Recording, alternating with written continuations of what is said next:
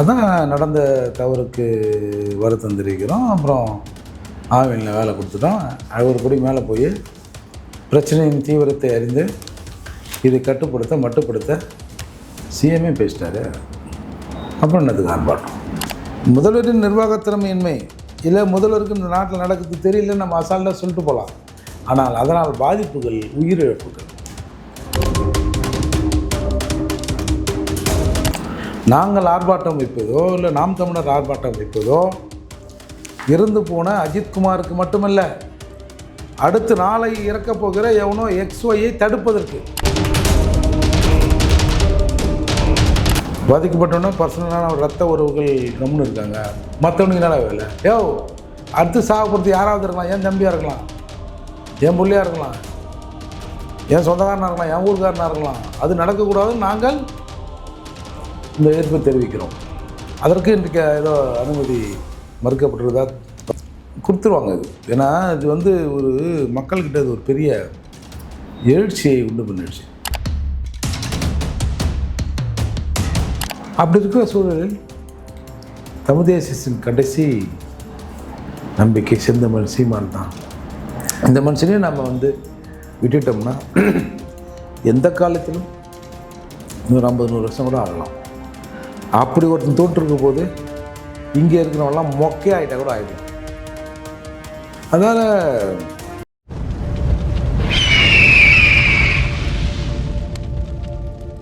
அரசியல் கருத நேயர்களுக்கு வணக்கம். இன்று நம்மோது இணையும் சிறப்பு இருந்தால் புரட்சித் தமிழகம் பறையர் பேரவை தலைவரும் வழக்கறிஞருமான திரு ஏர்போர்ட் மூர்த்தி அவர்கள். வணக்கம் சார். சார், சமீபத்தில் சிவகங்கை மாவட்டம் திருபுவனமில் அஜித்குமார் என்ற இளைஞர் போலீஸாரால் தாக்கி உயிரிழந்த சம்பவத்துக்கு அதை கண்டித்து நாம் தமிழர் ஒரு ஆர்ப்பாட்டத்தை வச்சுருந்தாங்க. ஆனால் இதுக்கு இன்னும் முறையான அனுமதி வழங்கப்படாமல் இழுத்தெடுத்து கொண்டே இருக்குது. இந்த விதத்தை எப்படி சார் பார்க்குறீங்க? அதான் நடந்த தவறுக்கு வருத்தம் தெரிவிக்கிறோம். அப்புறம் ஆவினில் வேலை கொடுத்துட்டோம். ஒரு படி மேலே போய் பிரச்சனையின் தீவிரத்தை அறிந்து இதை மட்டுப்படுத்த சிஎம்ஏ பேசிட்டாரு. அப்புறம் என்னதுக்கு ஆர்ப்பாட்டம்? நாங்கள் ஆர்ப்பாட்டம் வைப்பதோ இல்லை நாம் தமிழர் ஆர்ப்பாட்டம் வைப்பதோ இறந்து போன அஜித்குமாருக்கு மட்டுமல்ல, அடுத்து நாளை இறக்கப் போகிற எவனோ XYயை தடுப்பதற்கு. ஒவ்வொரு முறை இந்த மாதிரியான லாக்அப் டெத் நடக்கிற போதும் என்ன சொல்லியிருப்பார் சிஎம்? இனிமேல் நடக்காமல் பார்த்துக்கிறோம். இரும்பு கரத்தை தூக்கி தலை மேலே போடுவோம், போலீஸ் தலை மேலே, நடக்காமல் பார்த்துப்போம் அப்படிலாம் சொல்கிறாங்களே, நடக்கலையா? அதால் தான் இது இந்த நடவடிக்கை. ஒருத்தர் இறக்குறார், ஒரு 2-3 நாளில் அதை பேசி சரி பண்ணிட்டோம். நாங்கள் தம்பிக்கு ஆவினில் வேலை கொடுத்துட்டோம், அப்புறம் அவங்க அம்மாக்கிட்ட பேசிட்டாங்க, அப்புறம் எழுப்பிடு அது இதுன்னு ஏதோ பண்ணிட்டோம். அப்புறம் என்ன பிரச்சனை? அவங்க வீடே கம்முன்னுக்குதே. பாதிக்கப்பட்டோன்னா பர்சனலான ரத்த உறவுகள் கம்முன்னு இருக்காங்க. மற்றவனுக்கு என்ன வேலை? அடுத்து சாகப்படுத்தி யாராவது இருக்கலாம். என் தம்பியாக இருக்கலாம், என் பிள்ளையாக இருக்கலாம், என் சொந்தக்காரனாக இருக்கலாம், என் ஊருக்காரனாக இருக்கலாம். அது நடக்கக்கூடாதுன்னு நாங்கள் இந்த எதிர்ப்பு தெரிவிக்கிறோம். அதற்கு இன்றைக்கு ஏதோ அனுமதி மறுக்கப்பட்டுறதா முறையாக வழங்கப்படலை. இன்னும் முறையாக வழங்கப்படாமே இருக்காங்க. கொடுத்துருவாங்க. இது ஏன்னா இது ஒரு மக்கள்கிட்ட இது ஒரு பெரிய எழுச்சியை உண்டு பண்ணிடுச்சு. ஓரளவுக்கு அது பேசு பொருளாக மாறிடுச்சு. எதுனா அந்த வச்சு அடிக்கிற வீடியோ வெளியானதுலேருந்து என்னையா இப்படி அடிச்சிருக்கீங்களே, ஏன் சிறுக கொண்டு இருக்கீங்களே, இந்த புழுவுக்கள்லாம் அந்த கோழி அதெல்லாம் பார்த்தா அப்படியே குத்தி அதை கொள்ளும் தெரியுமா? அந்த மாதிரி பண்ணிட்டீங்களே நீங்களாம் மனுஷ ஜென்மங்கள் தானா? இல்லை இங்கே செத்தமாக மனுஷன் தானா இல்லையா? அப்படின்ற மாதிரிலாம் இன்றைக்கி கேள்விகள் வந்துடுச்சு. நீங்கள் இதுவரை என்கவுண்டர் இல்லை அல்லது இந்த மாதிரி லாக்அப் இடத்துல நீதிமன்றங்கள் இவ்வளோ ஒரு கடுமையான பார்வையை, கண்டனத்தை தெரிவித்ததே வரலாற்றில் இல்லை. நிச்சயமாக நம்ம ஒரு நீதிமன்றத்தில் போய் இவரை என்கவுண்டர் பண்ண போகிறாங்க அப்படின்னு யார் பாதிக்கப்படுகிறார்களோ, யார் அச்சப்படுகிறார்களோ அவர்கள் உச்சநீதிமன்றம் வரைக்கும் போன வரலாறுலாம் உண்டு. மணல்மேடு சங்கர்லாம் என்னை என்கவுண்டர் பண்ணாங்க. உச்சநீதிமன்றத்தில் தமிழகத்தில் இருக்கிற ஒரு பிரசித்தி பெற்ற வக்கீல் தான் வாதாடுறார். ஆனால் இவர் யாரை சொன்னாரோ இவர்களால் எனக்கு ஆபத்துன்னு அதே நபர்களால் உயிர் பிரிஞ்ச ஹிஸ்ட்ரிலாம் இருக்குது. அப்புறம் நீதிமன்றம் ஒன்றும் பெருசாக அதை பேசலை. ஆனால் மனிதாபம் உள்ள நீதிபதிகள் இன்றைக்கு இதை பேசியிருக்கிறார்கள். இது பேசிய பிறகு தான் எவ்வளவு கொடுமை நடந்திருக்கிறதா அப்படின்ற மாதிரி வருது. அட்லீஸ்ட்டு ஒரு தப்பு நடந்துச்சு, அதை ஒரு பொய்யை மறைப்பதற்கு 100 பொய் பேசி மாட்டிக்காதீங்கன்னு வாங்க தெரியுமா? அதே மாதிரி இந்த சம்பவத்தில் 100 பொய்களை பேசி தமிழக அரசு வெட்கி தலை குனிந்திருக்கிறது. ஆதலால் இந்த விஷயம் நீங்கள் போன லாக்அப் பற்றி இவ்வளோ பெருசாக பேசப்படல, ஏன்னா இது வெட்ட வெளிச்சமாக வெளியே வந்துருச்சு இல்லை சார்? அப்போ இன்றைக்கி பேசப்பட்டிருக்கு. பார்ப்போம் அடுத்து இது ஏதாவது நடக்காமல் இருக்குதான்னு பார்ப்போம். குறிப்பாக 2019 அதிமுக ஆட்சி காலத்தில் ஜெரார் ஃபினிக்ஸ் அந்த லாக்அப் டெத் அப்போது அமைச்சரில் வந்து முதலமைச்சர் வரைக்கும், இப்போ இருக்கக்கூடிய அமைச்சர் வந்து முதலமைச்சர் வரைக்கும் அந்த போதை தூக்கி நின்னது, எதிர்க்கட்சியாக எப்படிலாம் செயல் பண்ணணும்னு சொல்லிட்டு மக்களுக்கு வந்து எதிர்த்துரைச்சாங்க. பட் இந்த கேஸில் இது இவ்வளோ வெட்ட வெளிச்சமாக ஆனதுக்கப்புறம் தான் அந்த நடவடிக்கை எடுக்கிறது அந்த மாதிரிலாம் வந்துருக்காங்க. கிட்டத்தட்ட 24 லாக்அப் டெத்துகள் வந்து இந்த ஆட்சி காலத்தில் நடந்திருக்கு. இந்த விடயத்தை எப்படி சார் பார்க்குறீங்க? இல்லை திமுக அதாவது முதலமைச்சர் நேரடி நிர்வாக திறமை என்பதுதான், இல்லைன்னா எப்படி பார்க்குறது? ஒரே வார்த்தை தான், லாய்க்கு இல்லை, சரியில்லை, இல்லை லாய்க்கு இல்லை. ஒரு 4-5 விஷயங்கள் நடந்த போதே வந்து சுதாரிச்சிருக்கணும்ல. இது இப்போ இங்கே பெரிய மனித உரிமை மீறல் அப்படின்னு உற்சாகமா இல்லை? எப்படி தொடர்ந்து நடக்குது? எதை கொடுத்தாலும் நீங்கள் தான் படிச்சிருக்கீங்களே. விக்னேஷ் மரணத்தில் வந்து அவர் வழிப்போயால் செத்தானா வழிப்போயின்றீங்க, அப்புறம் இல்லை காயங்கள் இருந்து சஸ்பெக்ட்ன்றீங்க. ஏதோ உங்களோட இண்டிவிஜுவாலிட்டி எங்கே? ஒரு முதல்வரின் தனித்தன்மை எங்கே? எந்த தண்ணியில் ஊற்றினாலும் இந்த தண்ணி அந்த தண்ணி கலராகவே மாறி விடுகிறது ஏன் அப்படிங்கிற ஒரு கேள்வி இருக்குது. முதல்வரின் நிர்வாகத்திறமையின்மை இல்லை, முதல்வருக்கு இந்த நாட்டில் நடக்குது தெரியலன்னு நம்ம அசால்ட்டாக சொல்லிட்டு போகலாம். ஆனால் அதனால் பாதிப்புகள், உயிரிழப்புகள். ஒரு உயிர் இழந்த பிறகு நீ வந்து 100 கோடி கூட உயிர் வந்துடுமா? வராது இல்லை. அது ஒரு இயற்கையாக இல்லை ஒரு ஆக்சிடென்ட்டு மரணம்னா கூட சரி, ஓகே. இந்த மாதிரி டார்ச்சர் பண்ணால் ஏதாவது நடந்துடும்னு தெரிஞ்சும் ஓவர் டார்ச்சர் பண்ணி இவ்வளோ கொள்வது, இவங்கெல்லாம் வந்து ஒரு நிர்வாகத்துறையில் இருக்கிறாங்க, ஒரு அரசாங்கத்தின் கட்டுப்பாட்டில் நாம் காவலர்கள் இருக்கிறோம் அப்படின்ற எண்ணம் இவங்களுக்கு இல்லைல்ல.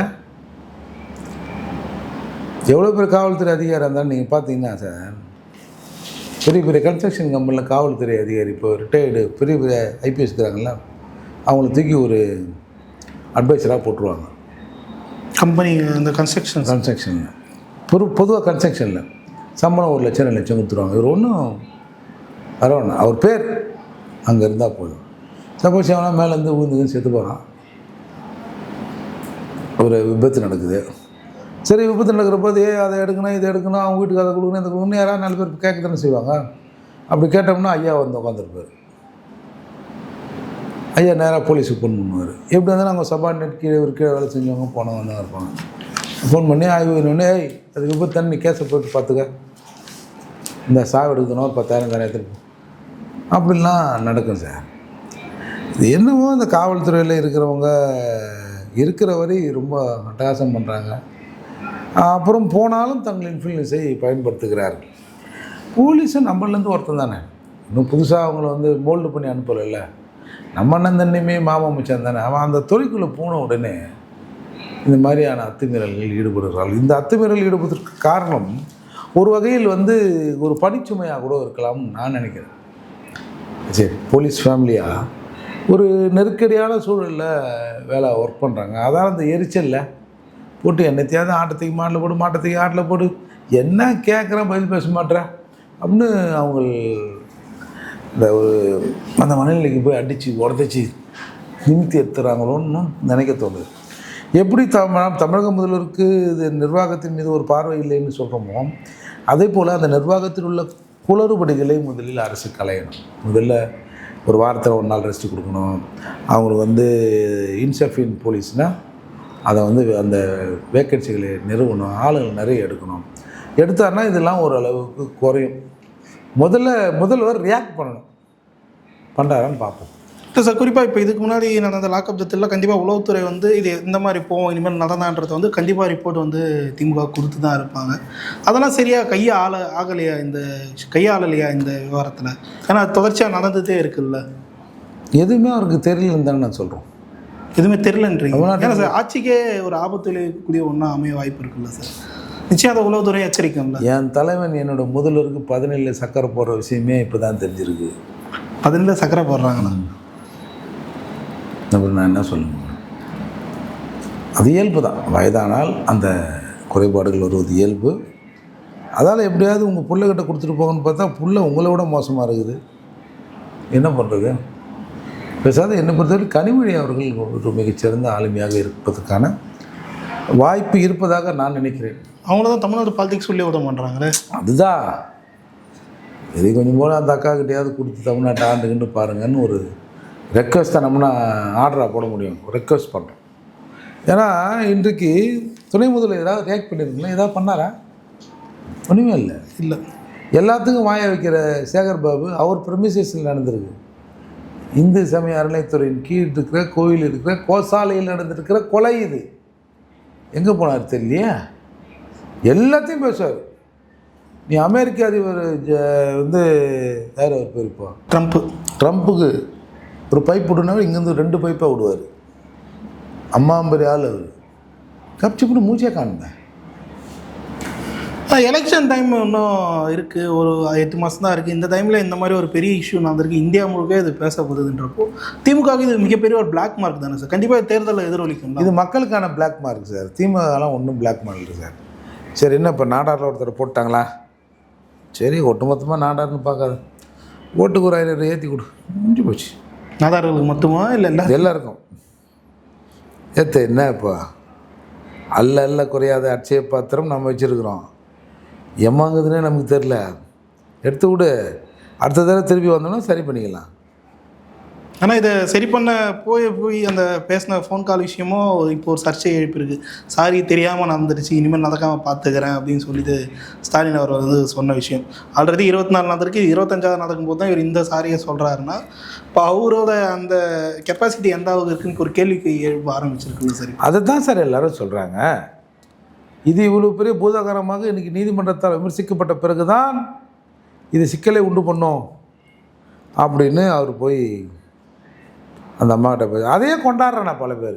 நிச்சயமா பேசிட்டா ஒரே நாளில் நடவடிக்கை எடுத்துதாரு. நடவடிக்கை எடுக்குது தான் என் போலீஸு.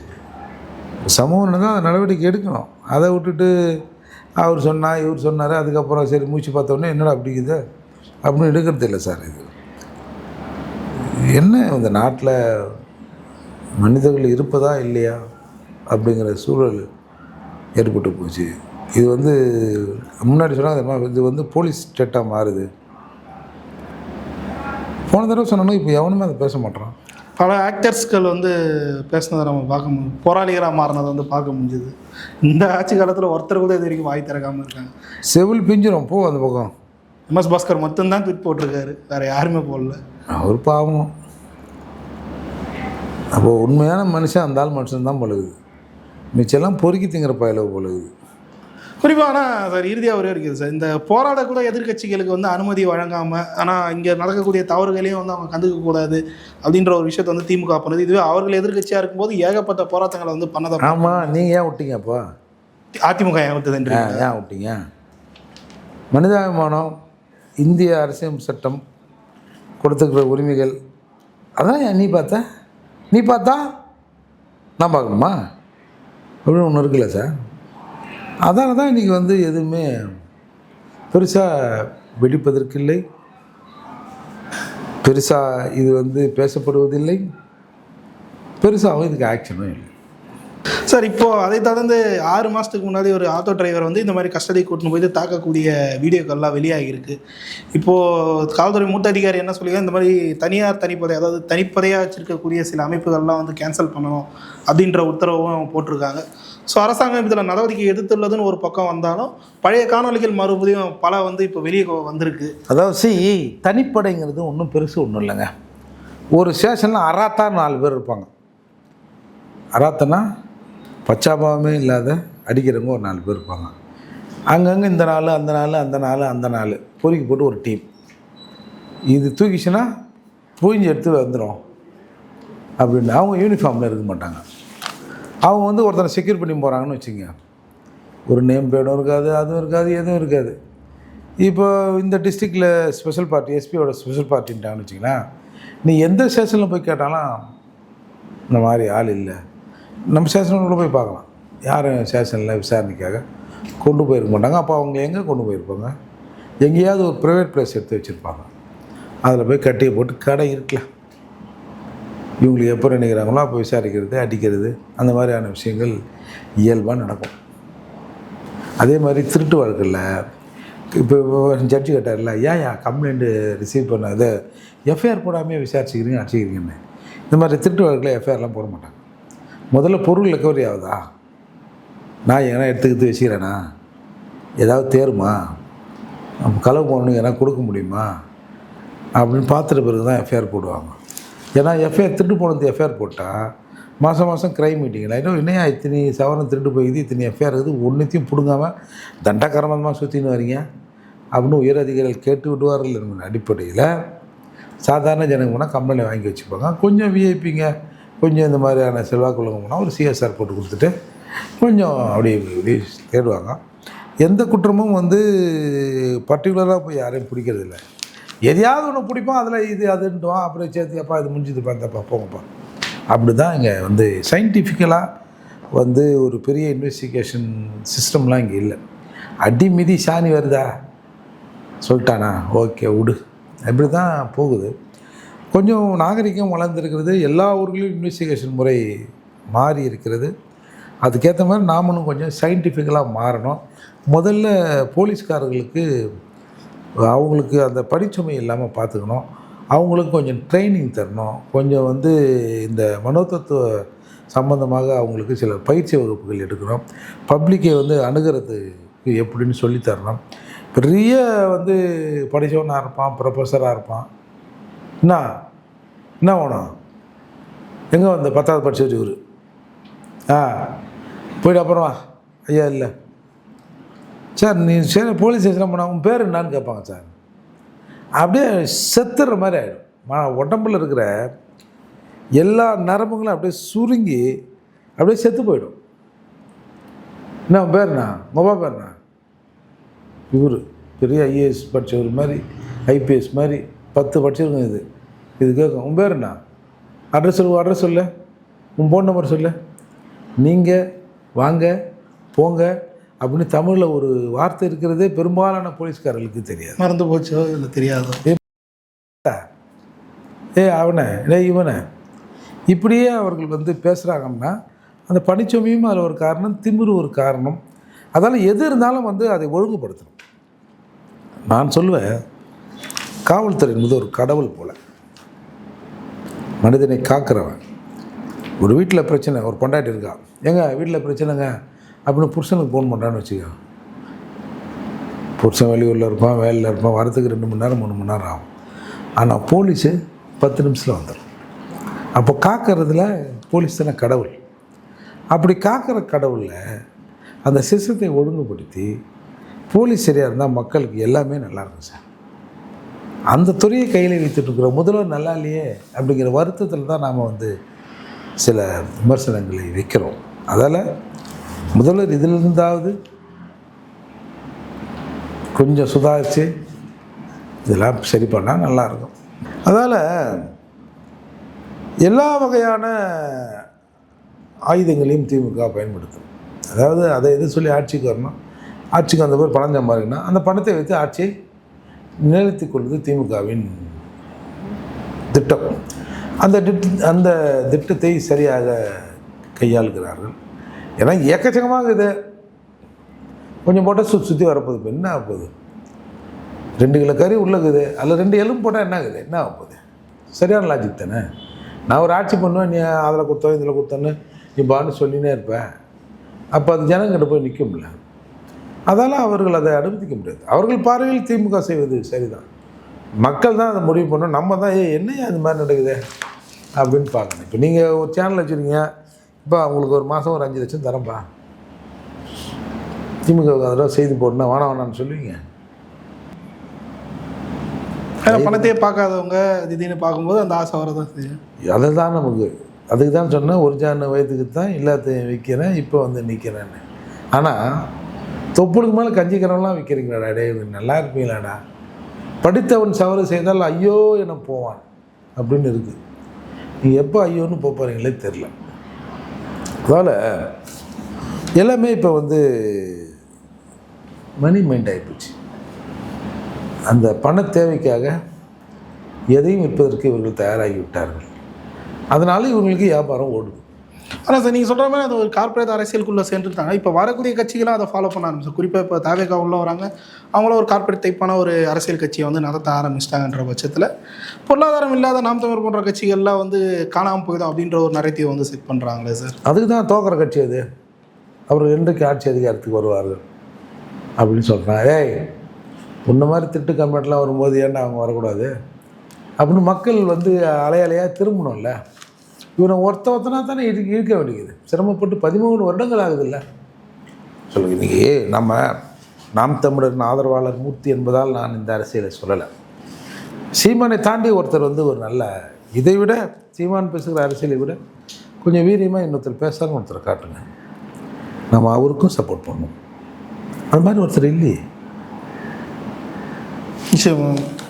அப்படி இருக்கிற சூழலில் தமிழ் தேசியத்தின் கடைசி நம்பிக்கை செந்தமிழ் சீமான் தான். இந்த மனுஷனையும் நம்ம வந்து விட்டுட்டோம்னா எந்த காலத்திலும் 150-100 வருஷம் கூட ஆகலாம். அப்படி ஒருத்தன் தோன்றிருக்கும் போது இங்கே இருக்கிறவங்களாம் மொக்கையாக ஆகிட்டா கூட ஆகிடுவான். அதனால் இது இப்படி தான் நடக்கும். இதில் மக்கள் தான் சரியான அரசியலை மக்கள் தேர்ந்தெடுக்கணும். பட் ஆனால் மக்களும் அப்படி இல்லாத மாதிரி தான் தோணுது. சரிங்க சார். பல்லர்கள் இதில் நேரத்துக்கு நன்றி.